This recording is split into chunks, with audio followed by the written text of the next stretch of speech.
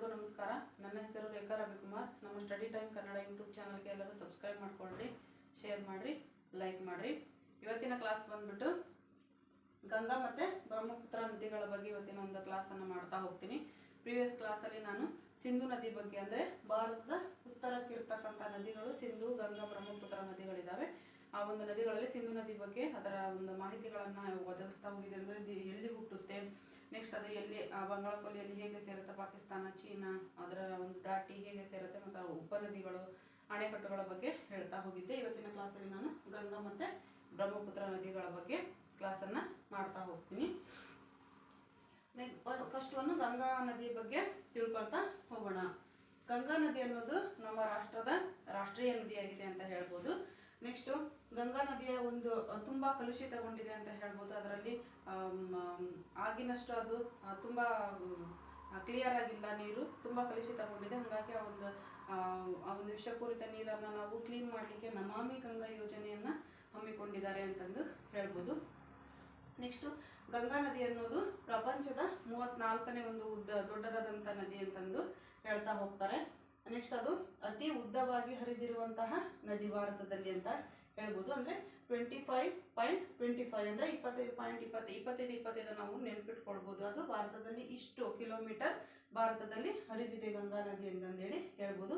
ಒಂದು ಭಾರತದ ಭೂಭಾಗದಲ್ಲಿ ಅದು 26.2 ಅಂದರೆ 26.2% ಆ ಒಂದು ಭೂಭಾಗವನ್ನು ಇದು ಹೊಂದಿದೆ ಭಾರತದಲ್ಲಿ ಅಂತಂದೇಳಿ ಹೇಳ್ಬೋದು. ಅಂದರೆ ಗಂಗಾ ನದಿಯ ವಿಶೇಷತೆ ಬಗ್ಗೆ ಅಂತಂದರೆ ಇದು ಗಂಗಾ ನದಿ ರಾಷ್ಟ್ರೀಯ ನದಿ. ಇದು ಭಾರತದಲ್ಲಿ ಅತಿ ಉದ್ದವಾಗಿ ಹರಿತಕ್ಕಂಥ ನದಿ ಇರ್ಬೋದು. 25.25 ಕಿಲೋಮೀಟರ್ ಒಂದು ಭಾರತದಲ್ಲಿ ಆ ಒಂದು ನದಿ ಹರಿತಾ ಹೋಗಿದೆ. ನೆಕ್ಸ್ಟು 26.2% ಅಂದರೆ ಶೇಕಡ ಪ್ರಮಾಣದ ಭಾರತದ ಭೂಭಾಗವನ್ನು ಇದು ಆವರಿಸಿದೆ ಅಂತಂದೇಳಿ ಗಂಗಾ ನದಿ ಬಗ್ಗೆ ಹೇಳ್ತಾ ಹೋಗ್ಬೋದು. ನೆಕ್ಸ್ಟ್ ಅದಾದ್ಮೇಲೆ ಮ್ಯಾಪಲ್ಲಿ ಗಂಗಾ ನದಿಯ ಒಂದು ಎಡದಂಡೆಯಲ್ಲಿ ಬರ್ತಕ್ಕಂತಹ ನದಿಗಳು ಯಾವುವು, ಬಲದಂಡೆಯಲ್ಲಿ ಆ ಒಂದು ನದಿಯ ಉಪನದಿಗಳು ಯಾವ್ಯಾವ, ಉಪನದಿಗಳು ಗಂಗಾ ನದಿಯನ್ನು ಹೇಗೆ ಜಾಯಿನ್ ಆಗ್ತವೆ ಅನ್ನೋದ್ರ ಬಗ್ಗೆ ನಾವು ಈ ಕ್ಲಾಸಲ್ಲಿ ತಿಳ್ಕೊಳ್ತಾ ಹೋಗೋಣ. ಗಂಗಾ ನದಿ ಅನ್ನೋದು ಇದು ಹುಟ್ಟೋದು, ಅಂದರೆ ಗಂಗಾ ನದಿಯ ಹುಟ್ಟಿ ಎಲ್ಲಿ ಆಗ್ತಾ ಹೋಗುತ್ತೆ, ಅದು ಯಾವ ರೀತಿಯಾಗಿ ಬಂಗಾಳ ಕೊಲ್ಲಿಯನ್ನು ಸೇರ್ತಾ ಹೋಗುತ್ತೆ ಅನ್ನೋದ್ರ ಬಗ್ಗೆ ನಾವು ಒಂದೊಂದು ರಾಜ್ಯವಾರು ಯಾವ ರೀತಿಯಾಗಿ ಅದು ಡಿಫ್ರೆಂಟ್ ಆಗಿ ವಿಭಿನ್ನ ರೀತಿಯಲ್ಲಿ ತ್ರಿವೇಣಿ ಸಂಗಮ ಆಗೋದು, ದೇವಪ್ರಯಾಗದಲ್ಲಿ ಅದು ಕೂಡ್ಕೊಳ್ಳೋದು, ಸಂಗಮ ಆಗೋದು ಬೇರೆ ನದಿ ಜೊತೆಗೆ, ಇದೆಲ್ಲದ್ರ ಬಗ್ಗೆ ಹೇಳ್ತಾ ಹೋಗ್ತೀನಿ. ಫಸ್ಟ್ ಗಂಗಾ ನದಿ ಹುಟ್ಟೋದು ಅಂತಂದರೆ ಅದು ಉತ್ತರಾಖಂಡದ ಗೌಮುಖದಲ್ಲಿ ಗಂಗೋತ್ರಿ ಎಂಬಲ್ಲಿ ಗಂಗಾ ನದಿ ಹುಟ್ಟುತ್ತಾ ಹೋಗುತ್ತೆ. ಗಂಗಾ ನದಿ ಹುಟ್ಟೋದು ಉತ್ತರಾಖಂಡದ ಗಂಗೋತ್ರಿ ಎಂಬಲ್ಲಿ ಗಂಗಾ ನದಿ ಹುಟ್ಟುತ್ತಾ ಹೋಗುತ್ತೆ. ನೆಕ್ಸ್ಟ್ ಅದಾದ್ಮೇಲೆ ಉತ್ತರಾಖಂಡದಿಂದ ಅದು ಉತ್ತರ ಪ್ರದೇಶ ಇಲ್ಲಿ ಹುಟ್ಟುತ್ತಾ ಹೋಗುತ್ತೆ ಗಂಗಾ ನದಿ. ಅದಾದ್ಮೇಲೆ ಉತ್ತರ ಪ್ರದೇಶ್, ಬಿಹಾರ್, ಜಾರ್ಖಂಡ್, ನೆಕ್ಸ್ಟು ಪಶ್ಚಿಮ ಬಂಗಾಳದಲ್ಲಿ ಹರಿತಾ ಹೋಗುತ್ತೆ. ನೆಕ್ಸ್ಟ್ ಅದಾದ್ಮೇಲೆ ಅದು ಬಾಂಗ್ಲಾದೇಶವನ್ನ ಸೇರ್ತಾ ಹೋಗುತ್ತೆ. ಅದಾದ್ಮೇಲೆ ಬಾಂಗ್ಲಾದೇಶ ಆದ್ಮೇಲೆ ಗಂಗಾ ನದಿಯನ್ನು ನಾವು ಪದ್ಮ ನದಿ ಅಂತಂದೇಳಿ ಕರಿತಾ ಹೋಗ್ತೀವಿ. ಅದು ಭಾರತದ 5 ರಾಜ್ಯಗಳ ಮೇಲೆ ಹಾದು ಹೋಗ್ತಾ ಹೋಗುತ್ತೆ. ಉತ್ತರಾಖಂಡ್ ಇರ್ಬೋದು, ಉತ್ತರ ಪ್ರದೇಶ್, ಬಿಹಾರ್, ಜಾರ್ಖಂಡ್ ಮತ್ತೆ ಪಶ್ಚಿಮ ಬಂಗಾಳ, ಈ 5 ರಾಜ್ಯಗಳ ಮೇಲೆ ಗಂಗಾ ನದಿ ಹರಿದು ಬಾಂಗ್ಲಾದೇಶದ ಮೂಲಕ ಬಂಗಾಳ ಕೊಲ್ಲಿಯನ್ನ ಸೇರ್ತಾ ಹೋಗುತ್ತೆ. ಫಸ್ಟ್ ಗಂಗಾ ನದಿ ಹುಟ್ಟೋದು ಅಂತಂದ್ರೆ ಉತ್ತರಾಖಂಡ ರಾಜ್ಯದ ಗಂಗೋತ್ರಿಯಲ್ಲಿ ಹುಟ್ಟುತ್ತಾ ಹೋಗುತ್ತೆ. ನೆಕ್ಸ್ಟ್ ಗಂಗಾ ನದಿ ಇಲ್ಲಿ ಗಂಗೋತ್ರಿಯಲ್ಲಿ ಹುಟ್ಟಿದ ತಕ್ಷಣ ಅದನ್ನು ನಾವು ಗಂಗಾ ನದಿ ಅಂತಂದೇಳಿ ಕರೆಯಲ್ಲ. ಅಲ್ಲಿ ನಾವು ಅದನ್ನ ಭಾಗೀರಥಿ ನದಿ ಅಂತಂದೇಳಿ ಕರಿತಾ ಹೋಗ್ತೀವಿ. ಇಲ್ಲಿ ಭಾಗೀರಥಿ ನದಿಗೆ ತೆಹರಿ ಅಣೆಕಟ್ಟನ್ನ ಕಟ್ಟಲಾಗಿದೆ. ಅತ್ಯಂತ ಎತ್ತರವಾದಂತಹ ಅಣೆಕಟ್ಟು ತೆಹರಿ ಅಣೆಕಟ್ಟು ಅಂತಂದೇಳಿ ನಾವು ನೆನಪಿನಲ್ಲಿ ಇಟ್ಕೋಬೇಕು. ಉತ್ತರಾಖಂಡದಲ್ಲಿ ಹುಟ್ಟತಕ್ಕಂತಹ ಗಂಗೋತ್ರಿ ಎಂಬ ಪ್ಲೇಸ್ ಅಲ್ಲಿ ಹುಟ್ಟತಕ್ಕಂತಹ ಗಂಗಾ ನದಿಯನ್ನು ನಾವು ಮೊದಲು ಅಲ್ಲಿ ಭಾಗೀರಥಿ ಅಂತಂದೇಳಿ ಕರಿತಾ ಹೋಗ್ತೀವಿ. ಅದಾದ್ಮೇಲೆ ಅದು ಉತ್ತರ ಪ್ರದೇಶದಲ್ಲಿ ಬಂದಂತಹ ಸಂದರ್ಭದಲ್ಲಿ ಈ ಭಾಗೀರಥಿ ಮತ್ತೆ ಅಲಕನಂದ ಈ 2 ನದಿಗಳ ಸಂಗಮ ದೇವಪ್ರಯಾಗದಲ್ಲಿ, ಉತ್ತರ ಪ್ರದೇಶದ ದೇವಪ್ರಯಾಗದಲ್ಲಿ ಆಗ್ತಾ ಹೋಗುತ್ತೆ. ಅಲಕನಂದ ಮತ್ತೆ ಭಾಗೀರಥಿ 2 ನದಿಗಳ ಸಂಗಮ ಆಗ್ತಾ ಹೋಗುತ್ತೆ ದೇವಪ್ರಯಾಗದಲ್ಲಿ. ಅಲ್ಲಿ ನಾವು ಭಾಗೀರಥಿ ಅಂತ ಕರಿತಿದ್ವಲ್ಲ ಮೊದಲು, ಆಮೇಲೆ ಅದನ್ನ ಗಂಗಾ ನದಿ ಅಂತಂದೇಳಿ ಕರಿತಾ ಹೋಗ್ತೀವಿ. ಅಂದ್ರೆ ಗಂಗಾ ನದಿ ಗೌಮುಖ ಗಂಗೋತ್ರಿಯಲ್ಲಿ ಹುಟ್ಟುತ್ತಾ ಹೋಗುತ್ತೆ, ಅಲ್ಲಿ ಭಾಗೀರಥಿ ಅಂತಂದೇಳಿ ನಾವು ಗಂಗಾ ನದಿಯನ್ನು ಮೊದಲು ಕರಿತಾ ಹೋಗ್ತೀವಿ. ಅದಾದ್ಮೇಲೆ ಉತ್ತರ ಪ್ರದೇಶದಲ್ಲಿ ಈ ಭಾಗೀರಥಿ ನದಿ ಜೊತೆಗೆ ಅಲಕನಂದ ಎರಡು ಈ ದೇವಪ್ರಯಾಗದಲ್ಲಿ ಸಂಗಮ ಆಗೋದರ ಮುಖಾಂತರವಾಗಿ ಭಾಗೀರಥಿ ನದಿಯನ್ನು ನಾವು ಆಮೇಲೆ ಗಂಗಾ ನದಿ ಅಂತಂದೇಳಿ ಕರಿತಾ ಹೋಗ್ತೀವಿ.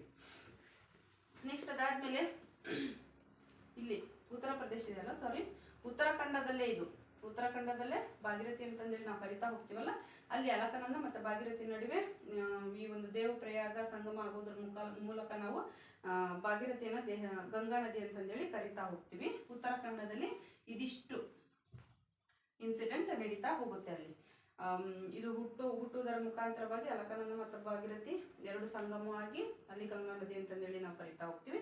ನೆಕ್ಸ್ಟ್ ಅದಾದ್ಮೇಲೆ ಉತ್ತರಾಖಂಡ ಆದ್ಮೇಲೆ ಯುಪಿಯಲ್ಲಿ ಬರ್ತಾ ಹೋಗುತ್ತೆ ಆ ನದಿ, ಗಂಗಾ ನದಿ. ಉತ್ತರ ಪ್ರದೇಶದಲ್ಲಿ ಏನಾಗುತ್ತಪ್ಪ ಅಂತಂದ್ರೆ ತ್ರಿವೇಣಿ ಸಂಗಮ ಆಗ್ತಾ ಹೋಗುತ್ತೆ. ಉತ್ತರ ಪ್ರದೇಶದಲ್ಲಿ 3 ನದಿಗಳ ಸಂಗಮ ಆಗ್ತಾ ಹೋಗುತ್ತೆ. ಇಲ್ಲಿ ಗಂಗಾ ನದಿ ಹರಿದು ಬರುತ್ತೆ. ನೆಕ್ಸ್ಟ್ ಅದಾದ್ಮೇಲೆ ಯಮುನಾ, ಇಲ್ಲಿಂದ ಯಮುನಾ ನದಿ ಇಲ್ಲಿ ಉತ್ತರಾಖಂಡದ ಇದು ಕೂಡ ಯಮುನೋತ್ರಿಯಲ್ಲಿ ಹುಟ್ಟುತ್ತಾ ಹೋಗುತ್ತೆ. ಇಲ್ಲಿ ಯಮುನಾ ನದಿ ಇಲ್ಲಿಂದ ಹರಿದು ಬರ್ತಾ ಹೋಗುತ್ತೆ. ಈ ಕಡೆ ಗಂಗಾ ಹರಿದು ಬರುತ್ತೆ, ಈ ಕಡೆ ಯಮುನೋತ್ರಿ ಹರಿದು ಬರುತ್ತೆ, ಈ ಕಡೆ ಸರಸ್ವತಿ ನದಿ ಹರಿದು ಉತ್ತರ ಪ್ರದೇಶದಲ್ಲಿ ತ್ರಿವೇಣಿ ಸಂಗಮ ಆಗ್ತಾ ಹೋಗುತ್ತೆ. ತ್ರಿವೇಣಿ ಅಂದ್ರೆ 3 ನದಿಗಳ ಸಂಗಮ ಈ ಉತ್ತರ ಪ್ರದೇಶದಲ್ಲಿ ಆಗ್ತಾ ಹೋಗುತ್ತೆ. ಇಲ್ಲಿ ಗಂಗಾ ನದಿ, ಯಮುನೋತ್ರಿ ನದಿ ಮತ್ತೆ ಸರಸ್ವತಿ ನದಿ ಹರಿಯುವುದರ ಮುಖಾಂತರವಾಗಿ ಇಲ್ಲಿ ಸಂಗಮ ಆಗ್ತಾ ಹೋಗುತ್ತೆ. ಅದನ್ನು ನಾವು ತ್ರಿವೇಣಿ ಸಂಗಮ ಅಂತಂದೇಳಿ ಕರಿತಾ ಹೋಗ್ತೀವಿ. ಅದು ಉತ್ತರ ಪ್ರದೇಶದಲ್ಲಿ ನಡೆಯುತ್ತೆ. ಅದಾದ್ಮೇಲೆ ನೆಕ್ಸ್ಟ್ ಅದು ಬಿಹಾರದಲ್ಲಿ ಬರ್ತಾ ಹೋಗುತ್ತೆ. ಜಾರ್ಖಂಡ್ ನಲ್ಲಿ ಈ ಒಂದು ಗಂಗಾ ನದಿ ಹಲವು ನದಿಗಳ ಒಂದು ಸಂಗಮ ಆಗುವುದರ ಮುಖಾಂತರವಾಗಿ ಮತ್ತೆ ಜಾರ್ಖಂಡಿನಲ್ಲಿ ಹರಿತಾ ಹೋಗುತ್ತೆ. ಜಾರ್ಖಂಡ್ ಆದ್ಮೇಲೆ 2 ಭಾಗಗಳಾಗಿ ಈ ಒಂದು ಗಂಗಾ ನದಿ ಹರಿತಾ ಹೋಗುತ್ತೆ. ಅಂದ್ರೆ ಇಲ್ಲಿ ಪಶ್ಚಿಮ ಬಂಗಾಳದ ಕಡೆಗೆ ಅದು ಭಾಗೀರಥಿ ಹೂಗ್ಲಿ, ಅಂದ್ರೆ ಭಾಗೀರಥಿ ಹೂಗ್ಲಿ, ಈ ಭಾಗೀರಥಿ ಅಲ್ಲ, ಭಾಗೀರಥಿ ಹೂಗ್ಲಿಯಾಗಿ ಡಿವೈಡ್ ಆಗ್ತಾ ಹೋಗುತ್ತೆ. ಮತ್ತೆ ಇಲ್ಲಿ ಪಶ್ಚಿಮ ಬಂಗಾಳಕ್ಕೆ ಅಂದ್ರೆ ಜಾರ್ಖಂಡ್ ಆದ ನಂತರ ಬಾಂಗ್ಲಾದೇಶಕ್ಕೆ ಒಂದು ಸೈಡ್ ನೀರು ಹರಿದ್ರೆ ಇನ್ನೊಂದು ಸೈಡ್ ಪಶ್ಚಿಮ ಬಂಗಾಳದ ಕಡೆ ಹರಿತಾ ಹೋಗುತ್ತೆ. ಈ ಒಂದು ಇದನ್ನ ನಾವು ಭಾಗೀರಥಿ ಹೂಗ್ಲಿ ಅಂತ ಕರೆದ್ರೆ ಇಲ್ಲಿ ನಾವು ಬಾಂಗ್ಲಾದೇಶಕ್ಕೆ ಹರಿದು ಅದು ನದಿ ಹೋಗ್ತಾ ಹೋಗುತ್ತೆ, ಡಿವೈಡ್ ಆಗ್ತಾ ಹೋಗುತ್ತೆ. ಜಾರ್ಖಂಡ್ ಆದ್ಮೇಲೆ ಹೂಗ್ಲಿ ಮತ್ತೆ ಬಾಂಗ್ಲಾದೇಶಕ್ಕೆ ನದಿ ಹರಿದು ಹೋಗುತ್ತೆ. ಇಲ್ಲಿ ಪಶ್ಚಿಮ ಬಂಗಾಳಕ್ಕೆ ಏನು ಹೂಗ್ಲಿ ಅಂತ ಹೋಗುತ್ತಾ ಆ ಹೂಗ್ಲಿಯ ಮುಖಾಂತರವಾಗಿ ಪಶ್ಚಿಮ ಬಂಗಾಳದ ಕೆಳಗೆ ಅದು ಬಂಗಾಳ ಕೊಲ್ಲಿಯನ್ನ ಸೇರ್ತಾ ಹೋಗುತ್ತೆ. ಬಾಂಗ್ಲಾದೇಶದಲ್ಲಿ ಇನ್ನೊಂದು ಭಾಗ ಬಾಂಗ್ಲಾದೇಶಕ್ಕೆ ಹೋಗಿ ಆನಂತರ ಅದು ಅರಬ್ಬಿ ಸಮುದ್ರವನ್ನ ಬಂಗಾಳ ಕೊಲ್ಲಿಯನ್ನ ಸೇರ್ತಾ ಹೋಗುತ್ತೆ. ಇಲ್ಲಿ ಈ ಬಾಂಗ್ಲಾದೇಶವನ್ನ ಅದು ಟಚ್ ಮಾಡಿದ ನಂತರ ಆ ಬಾಂಗ್ಲಾದೇಶಕ್ಕೆ ಗಂಗಾ ನದಿ ಹರಿದು ಹೋದ ನಂತರ ಗಂಗಾ ನದಿಯನ್ನು ನಾವು ಪದ್ಮಾ ನದಿ ಅಂತಂದೇಳಿ ಬಾಂಗ್ಲಾದೇಶದಲ್ಲಿ ಕರಿತಾ ಹೋಗ್ತೀವಿ. ಒಂದ್ ಕಡೆ ಹೂಗ್ಲಿಯ ಮುಖಾಂತರ ಭಾಗೀರಥಿ ಹೂಗ್ಲಿ ಅದು ಪಶ್ಚಿಮ ಬಂಗಾಳಕ್ಕೆ ಹೋಗಿ ಡೈರೆಕ್ಟ್ ಬಂಗಾಳ ಕೊಲ್ಲಿ ಸೇರಿದ್ರೆ, ಇನ್ನೊಂದು ಭಾಗ ಬಾಂಗ್ಲಾದೇಶಕ್ಕೆ ಹೋಗಿ ಆಮೇಲೆ ಬಂಗಾಳ ಕೊಲ್ಲಿಯನ್ನು ಸೇರ್ತಾ ಹೋಗುತ್ತೆ. ಬಾಂಗ್ಲಾದೇಶದ ನಂತರ ಗಂಗಾ ನದಿಯನ್ನು ನಾವು ಬಾಂಗ್ಲಾದೇಶದಲ್ಲಿ ಪದ್ಮಾ ಅಂತಂದೇಳಿ ಕರಿತಾ ಹೋಗ್ತೀವಿ. ನೆಕ್ಸ್ಟ್ ಪಶ್ಚಿಮ ಬಂಗಾಳದಲ್ಲಿ ಇಲ್ಲಿ ಮುರ್ಷಿದಾಬಾದ್ ಅಂದ್ರೆ 2 ಡಿವೈಡ್ ಆಗಿ ನದಿಗಳು ಹರಿತಾ ಹೋದ್ರೆ ಆ ಕಡೆಗೆ ಪಶ್ಚಿಮ ಬಂಗಾಳಕ್ಕೆ ಒಂದ್ ಸೈಡ್ ಹೂಗ್ಲಿ ಭಾಗೀರಥಿ ಹೂಗ್ಲಿಯಾಗಿ ಒಂದ್ ಸೈಡ್ ಹರಿದ್ರೆ ಇನ್ನೊಂದ್ ಸೈಡ್ ಪಶ್ಚಿಮ ಬಂಗಾಳಕ್ಕೆ ಬಾಂಗ್ಲಾದೇಶಕ್ಕೆ ಹರಿತಾ ಹೋಗುತ್ತೆ. ಇಲ್ಲಿ ಪಶ್ಚಿಮ ಬಂಗಾಳದಲ್ಲಿ ಪರಕ ಅಣೆಕಟ್ಟನ್ನ ಕಟ್ತಾ ಹೋಗಿದ್ದಾರೆ ಈ ನದಿಗೆ ಅಡ್ಡಲಾಗಿ, ಈ ಗಂಗಾ ನದಿಗೆ ಅಡ್ಡಲಾಗಿ. ಪಶ್ಚಿಮ ಬಂಗಾಳದಲ್ಲಿ ಮುರ್ಷಿದಾಬಾದ್ ಅನ್ನೋ ಪ್ಲೇಸ್ ಅಲ್ಲಿ ಏನ್ ಮಾಡ್ತಾ ಹೋಗ್ತಾರೆ ಅಂತಂದ್ರೆ ಫರಕ್ಕ ಅಣೆಕಟ್ಟನ್ನ ಕಟ್ತಾ ಹೋಗಿದ್ದಾರೆ. ಅಂದ್ರೆ ಪಶ್ಚಿಮ ಬಂಗಾಳದಲ್ಲಿ ಫರಕ್ಕ ಅಣೆಕಟ್ಟನ್ನ ನಾವು ಯಾವ ನದಿಗೆ ಕಟ್ಟಲಾಗಿದೆ ಅಂದ್ರೆ ಗಂಗಾ ನದಿಗೆ ಕಟ್ಟಲಾಗಿದೆ. ಹಲವಾರು ಎಕ್ಸಾಮ್ಗಳಲ್ಲಿ ಈ ರೀತಿ ಕ್ವಶನ್ಗಳನ್ನು ತೆಗಿತಾ ಹೋಗಿದ್ದಾರೆ. ಫರಕ್ಕ ಅಣೆಕಟ್ಟನ್ನು ನಾವು ಗಂಗಾ ನದಿಗೆ ಕಟ್ಟಲಾಗಿದೆ ಅಂತಂದೇಳಿ ನೆನಪಿನಲ್ಲಿ ಇಟ್ಕೋಬೇಕು. ಮತ್ತೆ ತೆಹರಿ ಅಣೆಕಟ್ಟು ಭಾಗೀರಥಿ ನದಿಗೆ ಕಟ್ಟಲಾಗಿದೆ. ತೆಹರಿ ಅಣೆಕಟ್ಟು ಭಾಗೀರಥಿ ನದಿಗೆ, ಇಲ್ಲಿ ಫರಕ್ಕ ಅಣೆಕಟ್ಟನ್ನು ಪಶ್ಚಿಮ ಬಂಗಾಳದಲ್ಲಿ ಗಂಗಾ ನದಿಗೆ ಕಟ್ಟಲಾಗಿದೆ. ಇದಾದ್ಮೇಲೆ ಗಂಗಾ ನದಿ ಇನ್ನೊಂದು ವಿಶೇಷತೆ ಅಂದ್ರೆ ಗಂಗಾ ನದಿ ಡಾಲ್ಫಿನ್ಗಳು ಹೆಚ್ಚಾಗಿ ವಾಸ ಮಾಡ್ತಾ ಹೋಗ್ತವೆ. ಅದನ್ನ ರಾಷ್ಟ್ರೀಯ ಜಲಚರ ಪ್ರಾಣಿ ಅಂತಂದೇಳಿ ನಾವು ಡಾಲ್ಫಿನ್ ಅನ್ನ ಕರಿತಾ ಹೋಗ್ತೀವಿ. ಗಂಗಾ ಡಾಲ್ಫಿನ್ ಅನ್ನ ನಾವು ಕರಿತಾ ಹೋಗ್ತೀವಿ. ಅದರ ವೈಜ್ಞಾನಿಕ ಹೆಸರು ಅಂತಂದ್ರೆ ಪ್ಲಾಟಿನಿಸ್ಟಾ ಗೆಂಜೆಟಿಕಾ ಅಂತಂದೇಳಿ ನಾವು ಡಾಲ್ಫಿನ್ ನ ವೈಜ್ಞಾನಿಕ ಹೆಸರು, ಸೈಂಟಿಫಿಕ್ ನೇಮ್ ಆಗಿ ನಾವು ಪ್ಲಾಟಿನಿಸ್ಟ್ ಗೆಂಜೆಟಿಕಾ ಅಂತಂದೇಳಿ ಕರಿತಾ ಹೋಗ್ತೀವಿ.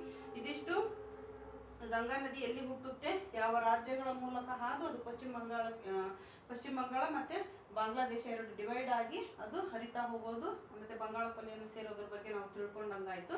ನೆಕ್ಸ್ಟ್ ಇದಾದ್ಮೇಲೆ ಎಡದಂಡೆ ಮತ್ತು ಬಲದಂಡೆಯ ಮೂಲಕವಾಗಿ ಈ ಒಂದು ಗಂಗಾ ನದಿಯನ್ನ ಯಾವ ಉಪನದಿಗಳು ಮತ್ತು ಅದರ ಉಪನದಿಗಳು ಸೇರ್ತಾ ಹೋಗ್ತವೆ ಅನ್ನೋದ್ರ ಬಗ್ಗೆ ತಿಳ್ಕೊಳ್ಳೋಣ. ಎಡದಂಡೆ ಅಂದ್ರೆ ಈ ಕಡೆಗೆ, ಸೊ ಈ ಕಡೆ ಸೈಡ್ ಎಡ ಭಾಗದ ಸೈಡ್ ಏನಾಗ್ತಾವಪ್ಪ ಅಂತಂದ್ರೆ ಇಲ್ಲಿಂದ ಗಂಗೋತ್ರಿಯಲ್ಲಿ ಗಂಗಾ ನದಿ ಹುಟ್ಟುವುದರ ಮುಖಾಂತರವಾಗಿ 5 ರಾಜ್ಯಗಳ ಮೇಲೆ ಏನು ಹಾದು ಹೋಗ್ತಾ ಅದು ಬಂಗಾಳ ಕೊಲ್ಲಿಯನ್ನು ಸೇರುವ ಒಂದು ಟೈಮಲ್ಲಿ ಈ ಕಡೆಯಿಂದ ಇಲ್ಲಿಂದ ಈ ಕಡೆಯಿಂದ ಈ ಕಡೆಗೆ ಹಿಂಗೆ ಮಹಾನದಿ ಇರ್ಬೋದು, ಗೋಮತಿ, ಗಾಗ್ರಾ, ಗಂಡಕ್, ಇಲ್ಲಿ ಬುದ್ಧಿ ಗಂಡಕ್ ಇರ್ಬೋದು, ಕೋಸಿ ಇರ್ಬೋದು, ಮಹಾನಂದ, ಈ ರೀತಿಯಾಗಿ ಹಲವಾರು ಉಪನದಿಗಳು ಗಂಗಾ ನದಿಯನ್ನ ಎಡದಂಡೆಯ ಮೂಲಕ ಸೇರ್ತಾ ಹೋಗ್ತವೆ. ನೆಕ್ಸ್ಟ್ ಈ ಕಡೆಗೆ ಬಲದಂಡೆಯ ಮೂಲಕ ಅಂತಂದು ಹೇಳಿದ್ರೆ ಗಂಗಾ ನದಿಯ ದೊಡ್ಡ ಉಪನದಿಯಾದಂತಹ ಯಮುನಾ ನದಿ, ಈ ಕಡೆ ಗಂಗಾ ನದಿ ಇಲ್ಲಿ ಹರಿತಾ ಹೋದ್ರೆ ಯಮುನಾ ನದಿ ಇಲ್ಲೇ ಕೂಡ ಇದನ್ನ ಹರಿದು ಇಲ್ಲಿ ಗಂಗಾ ನದಿಯನ್ನ ಸೇರ್ತಾ ಹೋಗುತ್ತೆ. ಈ ಯಮುನೋತ್ರಿ ನದಿಯನ್ನ ಚಂಬಲ್ ನದಿ ಇರ್ಬೋದು, ನೆಕ್ಸ್ಟ್ ಬೆಟ್ವಾ ಇರ್ಬೋದು, ಕೇನ್ ಇರ್ಬೋದು, ಮತ್ತೆ ಸೋನ್ ಇರ್ಬೋದು, ಹುಗ್ಲಿ ಇರ್ಬೋದು, ಹುಗ್ಲಿ ಅಲ್ಲ, ಸೋನ್, ಕೇನ್, ಬೆಟ್ವಾ, ಚಂಬಲ್ ಮತ್ತೆ ಯಮುನೋತ್ರಿ ಈ ನದಿಗಳು ಸೇರಿ ಗಂಗಾ ನದಿಯನ್ನ ಸೇರ್ತಾ ಹೋಗ್ತವೆ. ಈ ಕಡೆ ನದಿಯನ್ನ ನಾವು ಬಲದಂಡೆ ನದಿಗಳು ಉಪನದಿಗಳು ಅಂತಂದು ಹೇಳಿದ್ರೆ, ಈ ಕಡೆಗೂ ನಾವು ಎಡದಂಡೆ ಉಪನದಿಗಳು ಅಂತಂದೇಳಿ ಕರಿತಾ ಹೋಗ್ತೀವಿ. ಈ ಒಂದು ಎಡದಂಡೆ ಮತ್ತು ಬಲದಂಡೆ ನದಿಗಳ ಉಪನದಿಗಳು ಸೇರುವುದರ ಮುಖಾಂತರವಾಗಿ ಗಂಗಾ ನದಿ ತುಂಬಾ ರಭಸವಾಗಿ ಹರಿದು ಬರುತ್ತೆ ಅಂತಂದೇಳಿ ನಾವು ತಿಳ್ಕೊಬಹುದು.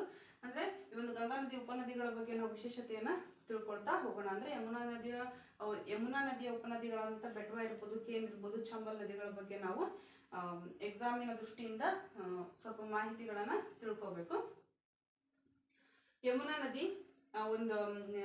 ನದಿ ಕೂಡ ಬಲದಂಡೆ ಅಂದ್ರೆ ಈ ಒಂದು ಗಂಗಾ ನದಿಯ ಬಲದಂಡೆಯ ಮೂಲಕವಾಗಿ ಗಂಗಾ ನದಿಯನ್ನ ಬೆಟ್ವಾ, ಕೇನ್, ಸೋನ್ಗಳ ಮೂಲಕವಾಗಿ ಸಂಗಮ ಆಗ್ತಾ ಹೋಗುತ್ತೆ ಗಂಗಾ ನದಿಯನ್ನ ಅಂತ ಹೇಳ್ಬೋದು. ಅದರ ಉಪನದಿಯಾದಂಥ ಯಮುನಾ ನದಿ ಉಪನದಿಯಾದಂಥ ಬೆಟ್ವಾ ನದಿ ಇಲ್ಲಿಂದ ವಿಂಧ್ಯ ಪರ್ವತ ಶ್ರೇಣಿ ಏನಿರುತ್ತೆ ಅಲ್ಲಿಂದ ಹುಟ್ಟಿ ಬೆಟ್ವಾ ನದಿ ಏನಾಗ್ತಾ ಹೋಗುತ್ತೆ ಯಮುನಾ ನದಿಯನ್ನ ಸೇರಿ ಅನಂತರ ಅದು ಗಂಗಾ ನದಿಯನ್ನ ಸೇರ್ತಾ ಹೋಗುತ್ತೆ. ಕೇನ್ ಕೂಡ ಇನ್ನೊಂದು ಉಪನದಿ ಅಂತ ಕೇನ್ ಕೂಡ ವಿಂಧ್ಯ ಪರ್ವತದ ಒಂದು ಶ್ರೇಣಿಯಲ್ಲಿ ಹುಟ್ಟುವುದರ ಮುಖಾಂತರವಾಗಿ ಯಮುನಾ ನದಿಯನ್ನ ಸೇರಿ ನಂತರ ಅದು ಗಂಗಾ ನದಿಯನ್ನ ಈ ರೀತಿಯಾಗಿ ಸೇರ್ತಾ ಹೋಗ್ತವೆ. ನೆಕ್ಸ್ಟ್ ಬೆಟ್ವಾ ಮತ್ತೆ ಕೇನ್ ಎರಡೂ ನದಿಗಳ ನಾವು ವಾಟರ್ ಪ್ರಾಜೆಕ್ಟ್ ಅನ್ನ ರೆಡಿ ಮಾಡ್ತಾ ಹೋಗಿದ್ದಾರೆ. ವಾಟರ್ ಪ್ರಾಜೆಕ್ಟ್ ಬೆಟ್ವಾ ಮತ್ತು ಕೇನ್ ನದಿಗಳ ಒಂದು ನಡುವೆ ಮಾಡ್ತಾ ಹೋಗಿದ್ದಾರೆ. ನೆಕ್ಸ್ಟ್ ಅದಾದ್ಮೇಲೆ ಚಂಬಲ್ ಅಂದ್ರೆ ಗಂಗಾ ನದಿಯ ದೊಡ್ಡದಾದಂಥ ಉಪನದಿ ಅಂತ ಹೇಳ್ಬೋದು. ಚಂಬಲ್ ನದಿ ಮಧ್ಯಪ್ರದೇಶದಿಂದ ಅದು ಹರಿದು ಯಮುನಾ ನದಿಯನ್ನು ಸೇರುವುದರ ಮುಖಾಂತರವಾಗಿ ಗಂಗಾ ನದಿಯನ್ನು ಅದು ಸೇರ್ತಾ ಹೋಗುತ್ತೆ. ಈ ಒಂದು ಚಂಬಲ್ ನದಿಗೆ ನಾವು ಹಲವಾರು ಅಣೆಕಟ್ಟುಗಳನ್ನು ಕಟ್ತಾ ಹೋಗಿದ್ದಾರೆ. ಅದರಲ್ಲಿ 1960ರಲ್ಲಿ ಗಾಂಧಿಸಾಗರ ಅಣೆಕಟ್ಟನ್ನು ಕಟ್ತಾ ಹೋಗಿದ್ದಾರೆ. ಅದು ಮಧ್ಯಪ್ರದೇಶದಲ್ಲಿದೆ. ಅದನ್ನ ಭಾರತದ ಮೊದಲ ಪ್ರಧಾನಿಯಾದಂತಹ ಜವಾಹರ್ಲಾಲ್ ನೆಹರು ಆ ಒಂದು ಅಣೆಕಟ್ಟಿಗೆ ಅಡಿಪಾಯವನ್ನ ಹಾಕಿದ್ದಾರೆ ಅಂತ ಹೇಳ್ಬೋದು. ಇದು ನೆಕ್ಸ್ಟ್ ಚಂಬಲ್ ನದಿಗೆ ಒಂದು ಹಿರಾಕುಡ್ ಲಾರ್ಜೆಸ್ಟ್ ಹಿರಾಕುಡ್ ಅಣೆಕಟ್ಟನ್ನು ಕೂಡ ಕಟ್ಟಲಾಗಿದೆ ಚಂಬಲ್ ನದಿಗೆ ಅಂತಂದೇಳಿ ನಾವು ಹೇಳ್ಬೋದು. ಹಿರಾಕುಡ್ ಅಣೆಕಟ್ಟು ಇರ್ಬೋದು, ಮತ್ತೆ ಗಾಂಧಿ ಸಾಗರ ಅಣೆಕಟ್ಟು. ನೆಕ್ಸ್ಟ್ ರಾಣಾ ಪ್ರತಾಪ್ ಸಾಗರ ಅಣೆಕಟ್ಟು ಇರ್ಬೋದು 1970ರಲ್ಲಿ ರಾವತ್ ಬಟ್ ರಾಜಸ್ಥಾನದಲ್ಲಿ. ಇವು ಮೂರು ಕೂಡ ರಾಜಸ್ಥಾನದಲ್ಲಿದೆ. ರಾಣಾ ಪ್ರತಾಪ್ ಸಾಗರ ಅಣೆಕಟ್ಟು ರಾವತ್ ಬಟ್ ನಲ್ಲಿ, ಮತ್ತೆ ಜವಾಹರ್ ಸಾಗರ ಅಣೆಕಟ್ಟು ರಾಜಸ್ಥಾನದಲ್ಲಿ, ಮತ್ತೆ ಇನ್ನೊಂದು 1960ರಲ್ಲಿ ಕೋಟಾ ಬ್ಯಾರೇಜ್ ಕೂಡ ಇಲ್ಲಿ. ಇವು ಮೂರು ಕೂಡ ರಾಜಸ್ಥಾನದಲ್ಲಿದ್ದಾವೆ. ಇದು ಒಂದು ಮಧ್ಯಪ್ರದೇಶದಲ್ಲಿ ಗಾಂಧಿ ಸಾಗರ ಅಣೆಕಟ್ಟಿದೆ ಅಂತ ಹೇಳ್ಬೋದು. ಇವಷ್ಟು ಕೂಡ ಇವು ನಾಲ್ಕು ಕೂಡ ಚಂಬಲ್ ನದಿಗೆ ಅಡ್ಡಲಾಗಿ ಕಟ್ಟಲಾಗಿದೆ. ಇದು ಗಂಗಾ ನದಿಯ ದೊಡ್ಡ ಉಪನದಿ ಅಂತಂದೇಳಿ ನಾವು ತಿಳ್ಕೊಳ್ತಾ ಹೋಗ್ಬೇಕು. ನೆಕ್ಸ್ಟ್ ಇನ್ನೊಂದು ಉಪನದಿ ಆದಂತಹ ಯಮುನಾದ ಬಗ್ಗೆ ನಾವು ತಿಳ್ಕೊಳ್ತಾ ಹೋದ್ರೆ ಯಮುನಾ ಇರ್ಬೋದು, ಗಂಗಾ ಇರ್ಬೋದು, ಸರಸ್ವತಿ, ಈ ಮೂರು ನದಿಗಳ ಒಂದು ಸಂಗಮ ನಾವು ಉತ್ತರ ಪ್ರದೇಶದಲ್ಲಿ ಆಗ್ತಾ ಹೋಗುತ್ತೆ. ಅದನ್ನ ನಾವು ತ್ರಿವೇಣಿ ಸಂಗಮ ಅಂತಂದೇಳಿ ಕರಿತಾ ಹೋಗ್ತೀವಿ. ಅಂದ್ರೆ ಇದು ಕೂಡ ಈ ಒಂದು ಗಂಗಾ ನದಿ ಉಪನದಿಗಳಲ್ಲಿ ದೊಡ್ಡದು ಅಂತಂದೇಳಿ ನಾವು ಕರಿತಾ ಹೋಗ್ತೀವಿ.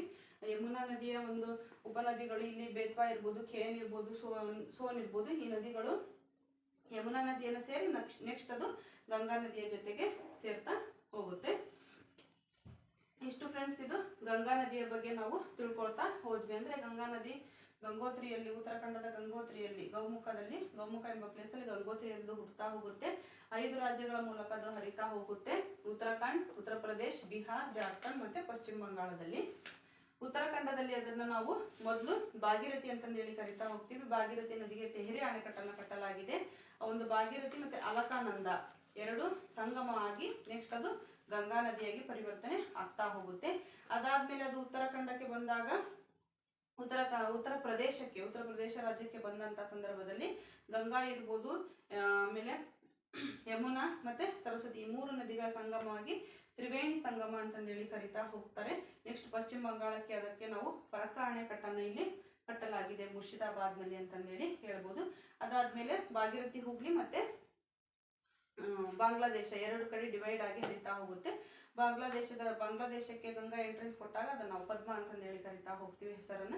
ಆಮೇಲೆ ನೆಕ್ಸ್ಟ್ ಭಾಗೀರಥಿ ಹೂಗ್ಲಿ ಆದಂತಹ ಸಂದರ್ಭದಲ್ಲಿ ಈ ಡಿವೈಡ್ ನಲ್ಲಿ ಅದು ಪಶ್ಚಿಮ ಬಂಗಾಳದ ಮುಖಾಂತರವಾಗಿ ನೆಕ್ಸ್ಟ್ ಡೈರೆಕ್ಟ್ ಆಗಿ ಇದು ಬಂಗಾಳ ಕೊಲ್ಲಿಯನ್ನ ಸೇರ್ತಾ ಹೋಗುತ್ತೆ. ಗಂಗಾ ನದಿ ರಾಷ್ಟ್ರೀಯ ನದಿ ಅಂತ ಹೇಳ್ಬೋದು. ಅತಿ ಉದ್ದವಾಗಿ ಭಾರತದಲ್ಲಿ ಹರಿತಕ್ಕಂಥ ನದಿ ಅಂತ ಹೇಳ್ಬೋದು. 25 ಇಷ್ಟು ಕಿಲೋಮೀಟರ್ನ ನೆನಪಿನಲ್ಲಿ ಇಟ್ಕೊಳ್ಬೋದು. ಭಾರತದಲ್ಲಿ ಹರಿದಿದೆ ಇದು ಅಂತ ಹೇಳ್ಬೋದು. ನೆಕ್ಸ್ಟ್ ಇದು 34ನೇ ಒಂದು ಪ್ರಪಂಚದ 34ನೇ ದೊಡ್ಡದು ಅಂತ ಹೇಳ್ಬೋದು, ದೊಡ್ಡ ಒಂದು ನದಿ ಅಂತ ಹೇಳ್ಬೋದು. ಮತ್ತೆ 26.2% ಭಾರತದಲ್ಲಿ ಅದು ತನ್ನ ವ್ಯಾಪ್ತಿಯನ್ನ ಬೀಸಿದೆ ಅಂತ ಹೇಳ್ಬೋದು. ಇಷ್ಟು ಇದು ಗಂಗಾ ನದಿ ಮತ್ತೆ ಉಪನದಿಗಳ ಬಗ್ಗೆ ನಾವು ತಿಳ್ಕೊಂಡಂಗಾಯ್ತು. ಬ್ರೀಫ್ ಆಗಿ ಬ್ರಹ್ಮಪುತ್ರ ನದಿಗಳ ಬಗ್ಗೆ ತಿಳ್ಕೊಂಡ್ರೆ ಉತ್ತರ ಭಾರತದ 3 ನದಿಗಳ ಒಂದು ಬಗ್ಗೆ ತಿಳ್ಕೊಂಡಂಗಾಗುತ್ತೆ.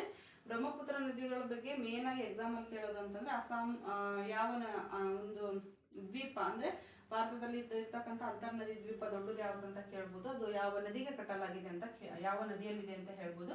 ಅದು ಬ್ರಹ್ಮಪುತ್ರ ಮಜುಲಿ ದ್ವೀಪ, ದೊಡ್ಡದಾದಂಥ ಭಾರತದ ಅಂತರ್ದ್ವೀಪ ಮಜುಲಿ ದ್ವೀಪ ಅಂತ ಹೇಳ್ಬೋದು. ಅದು ಅಸ್ಸಾಂನಲ್ಲಿದೆ ಅಂತ ಹೇಳ್ಬೋದು. ಬ್ರಹ್ಮಪುತ್ರ ಅನ್ನೋದು ಪ್ರಪಂಚದ ಒಂದು 15ನೇ ಒಂದು ಸ್ಥಾನದಲ್ಲಿದೆ, ನದಿಯ ಸ್ಥಾನದಲ್ಲಿದೆ ಅಂತ ಹೇಳ್ಬೋದು. ಇದು ಟಿಬೆಟಿನ ಕೈಲಾಸ ಪರ್ವತದಲ್ಲಿ ಬ್ರಹ್ಮಪುತ್ರ ನದಿ ಹುಟ್ಟುತ್ತಾ ಹೋಗುತ್ತೆ. ಬಾಂಗ್ಲಾದೇಶಕ್ಕೆ ಹರಿಯುವುದರ ಮುಖಾಂತರವಾಗಿ ಬಾಂಗ್ಲಾದಲ್ಲಿ ಅದನ್ನು ನಾವು ಜಮುನಾ ಅಂತ ಕರಿತಾ ಹೋಗ್ತೀವಿ. ನಮ್ಮ ದೇಶದಲ್ಲಿ ಅದನ್ನು ಬ್ರಹ್ಮಪುತ್ರ ಅಂತ ಕರೆದ್ರೆ ಬಾಂಗ್ಲಾದಲ್ಲಿ ಅದನ್ನು ನಾವು ಜಮುನಾ ಅಂತ ಕರಿತಾ ಹೋಗ್ತೀವಿ. ಅದೇ ರೀತಿ ಗಂಗಾ ನದಿಯಲ್ಲಿ ನಾವು ನಮ್ಮ ದೇಶದಲ್ಲಿ ಗಂಗಾ ನದಿ ಅಂತಂದೇಳಿ ಭಾಗೀರಥಿ ನದಿ ಅಂತ ಹೇಳಿ ಕರೆದ್ರೆ ಬಾಂಗ್ಲಾದಲ್ಲಿ ನಾವು ಪದ್ಮ ಅಂತ ಹೇಗೆ ಕರಿತೀವೋ ಹಾಗೆ ಬ್ರಹ್ಮಪುತ್ರ ನದಿಯನ್ನು ನಾವು ಬಾಂಗ್ಲಾದೇಶದಲ್ಲಿ ಜಮುನಾ ಮತ್ತೆ ಮೇಘನಾ ಅಂತ ಕೂಡ ನಾವು ಕರಿತಾ ಹೋಗ್ತೀವಿ. ಬ್ರಹ್ಮಪುತ್ರ ನದಿಗೆ ಈ ಒಂದು ಮಜುಲಿ ದ್ವೀಪ, ಬ್ರಹ್ಮಪುತ್ರ ನದಿಯಲ್ಲಿ ಮಜುಲಿ ದ್ವೀಪ ಆಗೋದು, ಅದು ದೊಡ್ಡ ಅಂತರ್ ನದಿ ದ್ವೀಪ, ಅದು ಅಸ್ಸಾಂನಲ್ಲಿದೆ ಅಂತ ಹೇಳ್ಬೋದು.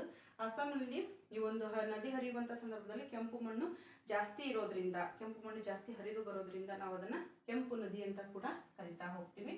ನೆಕ್ಸ್ಟು ಗಂಗಾ ಯಮುನಾ ಈ ಒಂದು ಮುಖಜ ಭೂಮಿಯಲ್ಲಿ ನಿರ್ಮಾಣ ಆಗ್ತಾ ಹೋಗುತ್ತೆ ಈ ನದಿಯ ಮುಖಾಂತರವಾಗಿ.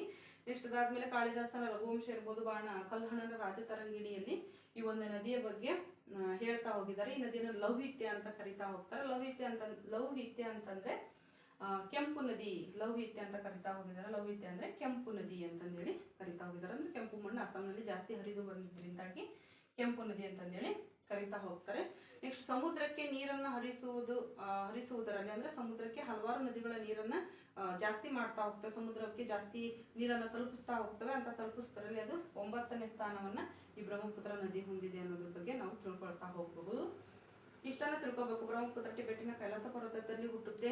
ನೆಕ್ಸ್ಟ್ ಅಸ್ಸಾಂನಲ್ಲಿ ಹರಿದು ಬರುವಂತ ಸಂದರ್ಭದಲ್ಲಿ ಕೆಂಪು ಮಣ್ಣು ಜಾಸ್ತಿ ಇರೋದ್ರಿಂದ ಅದನ್ನು ನಾವು ಕೆಂಪು ನದಿ ಅಂತ ಕರಿತಾ ಹೋಗ್ತೀವಿ.